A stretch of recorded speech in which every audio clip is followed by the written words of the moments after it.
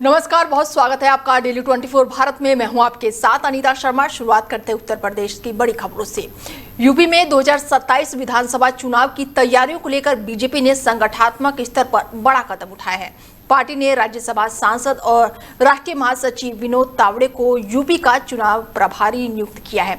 उनके साथ राष्ट्रीय मंत्री जगदीश ईश्वर भाई पटेल को भी सह प्रभारी की जिम्मेदारी दी गई है। इन नियुक्तियों के साथ बीजेपी ने यूपी में आगामी विधानसभा चुनाव की तैयारियों को गति देने के संकेत दे दिए हैं। विनोद तावड़े इससे पहले बिहार और हरियाणा में भी संगठन की जिम्मेदारी संभाल चुके हैं। दोनों नेताओं के सामने 2022 के मुकाबले बीजेपी के प्रदर्शन को बेहतर करने के साथ ही विपक्ष के रणनीति का मुकाबला करना भी चुनौती होगा। ऐसे में 2024 लोकसभा चुनाव में बीजेपी को यूपी में समाजवादी पार्टी और कांग्रेस के इंडिया गठबंधन के पीछे रहना पड़ा था। ऐसे में नए प्रभारी के सामने संगठन और सरकार के बीच बेहतर समन्वय स्थापित करना भी अहम चुनौती माना जा रहा है। बीजेपी अब चुनावी रणनीति को बूथ स्तर तक मजबूत करने की तैयारी में जुटी हुई है। ऐसे में बड़ी जानकारी, 2027 चुनाव को लेकर बीजेपी जो है पूरी तरह से कमर कस चुकी है और लगातार घोषणाएं हो रही हैं। ऐसे में 2027 चुनाव के लिए बीजेपी ने प्रभारी नियुक्त कर दिया है। विनोद तावड़े को यूपी की बड़ी जिम्मेदारी दी गई है। 2027 चुनाव के लिहाज से बेहद ही अहम माना जा रहा है। विनोद तावड़े को यूपी की बड़ी जिम्मेदारी मिली है और हमारे साथ मैनेजिंग एडिटर रमेश ठाकुर जी जुड़ चुके हैं। उनसे जानते हैं कि किस तरीके से वो देख रहे हैं, क्योंकि यूपी में बीजेपी ने बड़ा संगठनात्मक फेरबदल किया है और विनोद तावड़े को यूपी की बड़ी जिम्मेदारी मिली है। सर, चलिए, संपर्क टूट चुका है हमारा, एक बार फिर उनसे संपर्क करने की कोशिश करते हैं। बता दें कि 2027 चुनाव के लिए बीजेपी ने प्रभारी नियुक्त किया है और विनोद तावड़े को यूपी की बड़ी जिम्मेदारी मिली है। ऐसे में अहम जानकारी निकलकर सामने आ रही है कि बीजेपी लगातार संगठनात्मक फेरबदल कर रही है और ऐसे में विनोद तावड़े को यूपी की बड़ी जिम्मेदारी दी गई है। हमारे साथ मैनेजिंग एडिटर रमेश ठाकुर जी एक बार फिर से जुड़ चुके हैं। उनसे चर्चा करते हैं कि लगातार बीजेपी जो है संगठनात्मक फेरबदल कर रही है और ऐसे में विनोद तावड़े को यूपी की बड़ी जिम्मेदारी दी गई है। किस तरीके से देख रहे हैं सर? देखिए अनीता, विनोद तावड़े बड़े कद के नेता है। हालांकि उनके साथ में कुछ ऐसी अप्रिय घटनाएं भी घटी जो बीच में उनको नकारा गया और उनको पार्टी से साइडलाइन भी किया गया। देखिए, वो मूल रूप से महाराष्ट्र से बिलोंग करते हैं और 2019 में रहते तो उनको बोरीवली से विधायक का टिकट नहीं दिया गया था। उसके बाद उनकी पार्टी से और बड़े नेताओं से लगातार नाराजगी देखने को मिली। फिर जब पिछला महाराष्ट्र का चुनाव हुआ था विधानसभा का, उसमें उनके ऊपर विपक्ष ने पैसे बांटने का भी आरोप लगाया था। लेकिन तब से उसके बाद में बड़े नेताओं ने, शीर्ष नेतृत्व जिसको कहें भारतीय जनता पार्टी का, उनके ऊपर विश्वास जताया, उनको राज्यसभा भेजा। अब जब कल नई लिस्ट जो नितिन नवीन की जो बनाई गई है, तो उसमें इनको एक अच्छा पद जिम्मेदारी वाला दिया है। और सबसे बड़ी बात है, 2027 का जो 6-7 महीने के बाद में चुनाव है विधानसभा का, उसको ध्यान में रखते हुए विनोद तावड़े को प्रभारी बनाया है। हालांकि पैरेलल उनके नीचे 2 लोगों को और भी लगाया गया है। लेकिन अंदर खाने थोड़ा सा ये है, उनकी नियुक्ति के बाद में ये कहा जा रहा है कि कोई अगर प्रदेश से ही कोई नेता को प्रभारी अगर बनाया जाता तो वो जमीनी हकीकत सही से समझ पाता। क्योंकि एक महाराष्ट्र का व्यक्ति यहाँ पे आके वो क्या उतनी वो चीजें, लोगों की नाराजगी, संगठन की मजबूती, संगठन टूटा कहाँ है 2024 में जिस तरीके से पार्टी बुरी तरीके से हारी और लोकसभा चुनाव में, तो उसको लेके मुझे लगता है कि अब बहुत बड़ी जिम्मेदारी विनोद तावड़े जी के ऊपर है। सबसे बड़ी तो यही है, संगठन को 2017 में जो सफलता मिली, जो 2027 में जो पार्टी को सफलता मिली जी, वो बरकरार रखी जाए और 2027 में वही कारनामा किया जाए, इसकी बहुत बड़ी चुनौती उनके समक्ष रहेगी। धन्यवाद सर चर्चा में जुड़ने के लिए। वहीं मुख्यमंत्री योगी आदित्यनाथ ने भूमि संबंधित मामलों में लापरवाही बरतने वाले अधिकारियों और कर्मचारियों को सख्त संदेश दिया है। जनता दर्शन के दौरान एक महिला ने मुख्यमंत्री को बताया कि दबंग उसे रास्ता नहीं दे रहे हैं और शिकायत करने पर धमकी देते हैं। महिला की बात सुनकर सीएम योगी ने वरिष्ठ प्रशासनिक अधिकारियों को तत्काल ही रास्ता दिलाने के निर्देश दिए। मुख्यमंत्री ने कहा कि यदि लेखपाल, कानूनगो या फिर तहसीलदार रास्ता दिलाने में खुद को लाचार मानते हैं तो उनके खिलाफ निलंबन की कार्रवाई की जाए। उन्होंने अधिकारियों को निर्देश दिया कि भूमि संबंधित मामलों के निस्तारण में किसी भी स्तर पर लापरवाही बर्दाश्त नहीं की जाएगी और ऐसे में प्रकरण की गंभीरता के अनुसार निलंबन भी किया जाएगा। सीएम योगी ने स्पष्ट कहा कि जन समस्याओं के समाधान में किसी भी स्तर की शिकायत पर लापरवाही बर्दाश्त नहीं की जाएगी। अधिकारियों को पीड़ितों की शिकायतों का समयबद्ध और प्रभावित निस्तारण सुनिश्चित करने के निर्देश दिए गए। वहीं यूपी एटीएस ने बड़ी कार्रवाई की है। जैसे मोहम्मद से कथित संबंध रखने वाले मोहम्मद जफर को गिरफ्तार किया है। एटीएस के अनुसार जफर मदरसे के नाम पर चंदा जुटाकर कथित तौर पर रकम पाकिस्तान भेजता था और उस पर जैसे मोहम्मद प्रमुख मसूद अजहर से जुड़े भड़काऊ और कथित जहीदी सामग्री का इस्तेमाल करके लोगों को हिंसक गतिविधियों के लिए उकसाने का भी आरोप है। एटीएस के मुताबिक जफर लोगों के बीच मसूद अजहर की तकरीरें साझा करता था और 16 अगस्त को गिरफ्तारी बाद से पूछताछ में आरोपी ने कथित तौर पर मसूद अजहर से प्रभावित होने और मुजाहिदीन बनने की इच्छा जताई। एटीएस को इसके मोबाइल फोन से कई पाकिस्तानी जिहादी व्हाट्सएप ग्रुप भी मिलने की बात सामने आई है। ऐसे में जांच में पता चला है कि आरोपी मूल रूप से बिहार का रहने वाला है और मेरठ में रहकर एक मदरसे में पढ़ाई कर चुका है। उसके खिलाफ बीएनएस और यूएपीए के संबंधित धाराओं में केस दर्ज किया गया है। मामले की जांच जारी है। ऐसे में यूपी एटीएस ने ये बड़ी कार्रवाई की है। जैसे से जुड़े आरोपी को गिरफ्तार किया गया है। मदरसे के नाम पर चंदा जुटाने का आरोप भी है और साथ ही चंदा जुटाकर जो पैसे मिलते थे वो पाकिस्तान भेजने का आरोप लगा है। ऐसे में एटीएस ने ये बड़ी कार्रवाई की है और आरोपी को गिरफ्तार कर लिया है। हमारे साथ संवाददाता अजीत जुड़ चुके हैं, उनसे जानते हैं कि क्या कुछ अपडेट है, क्योंकि यूपी एटीएस ने ये बड़ी कार्रवाई की है। अजीत जी बिल्कुल, आपको बता दूं उत्तर प्रदेश में एटीएस ने जैसे मोहम्मद से कथित संबंध रखने वाले मोहम्मद जफर को गिरफ्तार किया है। एटीएस के अनुसार जफर मदरसों के नाम पर चंदा जुटाकर कथित तौर पर रकम पाकिस्तान भेजता था। उस पर जैसे मोहम्मद प्रमुख मसूद अजहर से जुड़े भड़काऊ और कथित जिहादी सामग्री का इस्तेमाल कर लोगों को गतिविधियों के लिए उकसाने का भी आरोप है। एटीएस के मुताबिक जफर जो है लोगों के बीच मसूद अजहर की तकरीरें साझा करता था। 16 अगस्त को गिरफ्तारी के बाद पूछताछ में आरोपी ने कथित तौर पर मसूद अजहर से प्रभावित होने और मुजाहिद बनने की इच्छा जताई है। एटीएस को उसके मोबाइल फोन से कई पाकिस्तानी जिहादी व्हाट्सएप ग्रुप मिलने की बात भी सामने आई है। जांच में पता चला है कि आरोपी मूल रूप से बिहार का रहने वाला है और मेरठ में रहकर मदरसे में पढ़ाई कर चुका है। उसके खिलाफ बीएनएस और यूएपीए की संबंधित धाराओं के में केस दर्ज किया गया है। मामले की जांच जो है लगातार जो है वो एटीएस कर रही है और तमाम साक्ष्य जुटाने की कोशिश कर रही है। क्या इस ग्रुप से जुड़े आरोपी के ग्रुप से जुड़े और भी नेटवर्क का कुछ खुलासा हुआ है इस समय जांच में?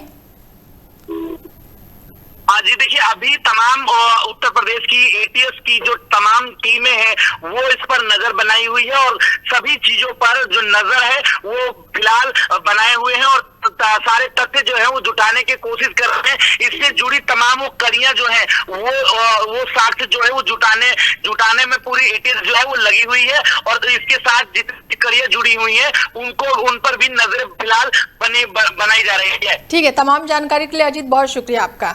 ऐसे में यूपी एटीएस ने ये बड़ी कार्रवाई की है। जैसे मोहम्मद से जुड़े आरोपी को गिरफ्तार किया है। पाकिस्तान पैसे भेजने के आरोप हैं इस आरोपी पर और मोबाइल में भी पाकिस्तानी जिहादी ग्रुप मिले हैं। ऐसे में यूपी एटीएस ने ये बड़ी कार्रवाई की है।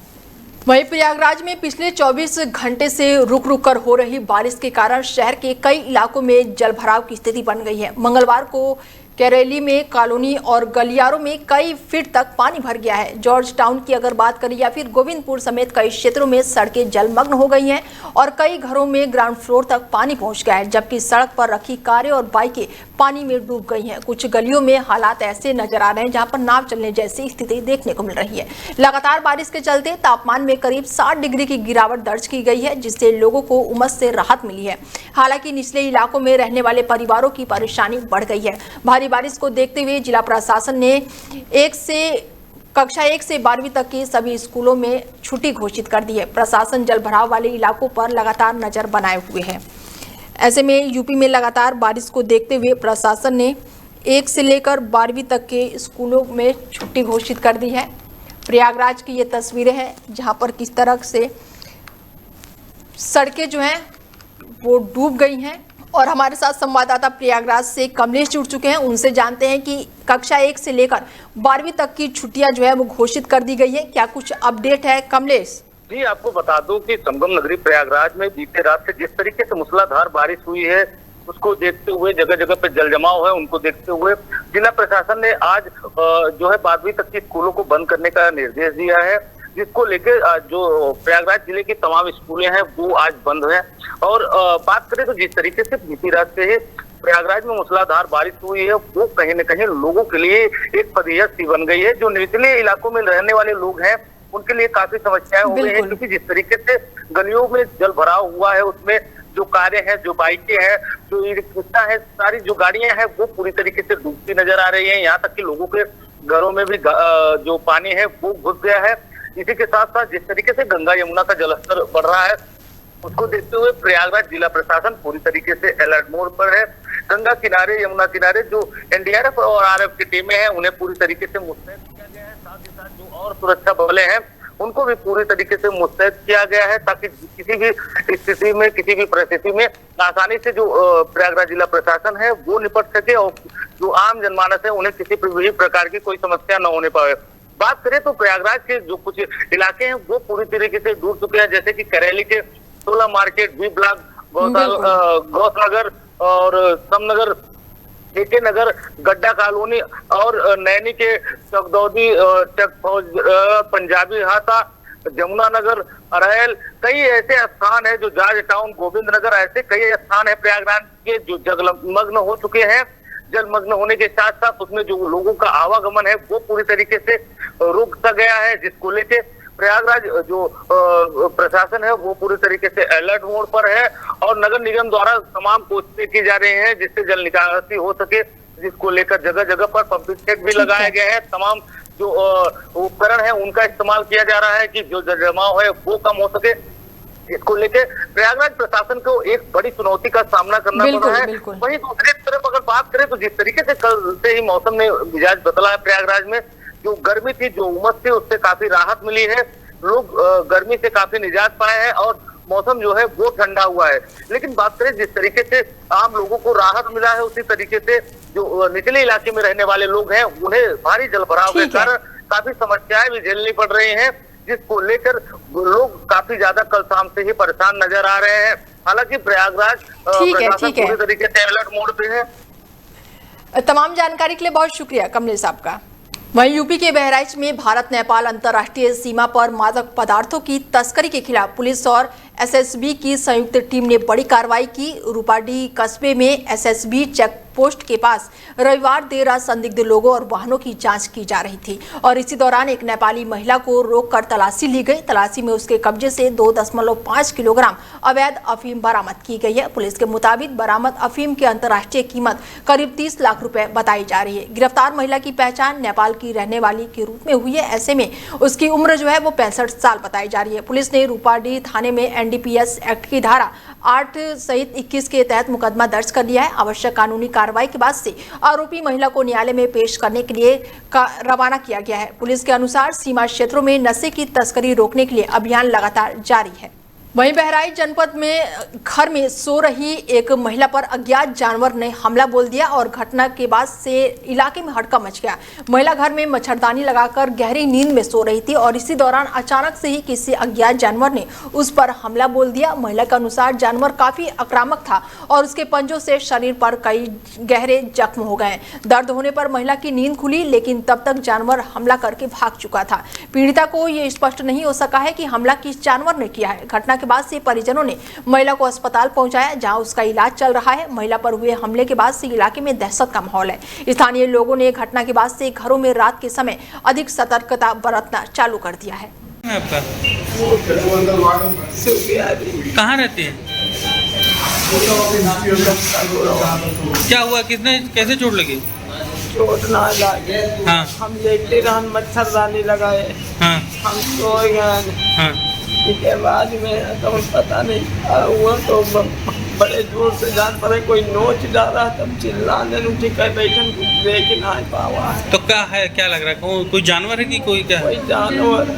वहीं सहारनपुर के बिहारीगढ़ थाना क्षेत्र में सतपुरा में पिता और पुत्र की जान से मारने की धमकी देकर 1 लाख रुपए की रंगदारी मांगने के आरोप में पुलिस ने मुनव्वर को गिरफ्तार किया है। पीड़ित ने आरोप लगाया कि आरोपी सोशल मीडिया पर वीडियो वायरल करने और पुलिस केस में फंसाने की धमकी देकर लगातार दबाव बना रहा था। इतना ही नहीं, पुलिस ने वर्दी में फोटो एडिट करके सोशल मीडिया पर वायरल करने की धमकी देने का भी आरोप लगाया। शिकायत मिलने के बाद से बिहारीगढ़ पुलिस ने मुकदमा दर्ज करके आरोपी की तलाश शुरू कर दी। पुलिस ने देर रात सतपुरा में सड़क पर आरोपी को पकड़ लिया और पुलिस के अनुसार आरोपी के खिलाफ पहले भी मुकदमे दर्ज होने की जानकारी मिली है। गिरफ्तारी के बाद से पुलिस ने आरोपी को न्यायालय में पेश करने की कार्रवाई शुरू कर दी है और मामले की जांच जारी है। वहीं गोंडा के छपिया थाना क्षेत्र में अंधविश्वास का हैरान कर देने वाला मामला सामने आया है, जहां पर खलीलाबाद के एक तांत्रिक ने 5 साल के मृत बच्चे सत्यम को जिंदा करने का दावा किया। लोग ऐसे में तांत्रिक के झांसे में आकर परिजनों ने बच्चे को कब्र को खोदकर शव को बाहर निकाला और इसके बाद शव को नहलाकर तांत्रिक को दी गई जड़ी बूटी पिलाई गई। परिजन करीब 3 घंटे तक बच्चे के शरीर में हलचल होने और उसके जिंदा होने की उम्मीद लगाए बैठे रहे, लेकिन कोई भी प्रतिक्रिया नहीं हुई। इसके बाद परिजनों ने शव को दोबारा दफन कर दिया। बताया गया है कि 5 साल के सत्यम की 14 अगस्त को इलाज के दौरान मौत हो गई थी। तांत्रिक के दावे पर भरोसा करके परिजनों ने ये बड़ा कदम उठाया। घटना के बाद से इलाके में अंधविश्वास को लेकर चर्चा तेज हो गई है और मामले में लोगों ने हैरान कर देने वाला ये मामला जो है अब सामने आया है।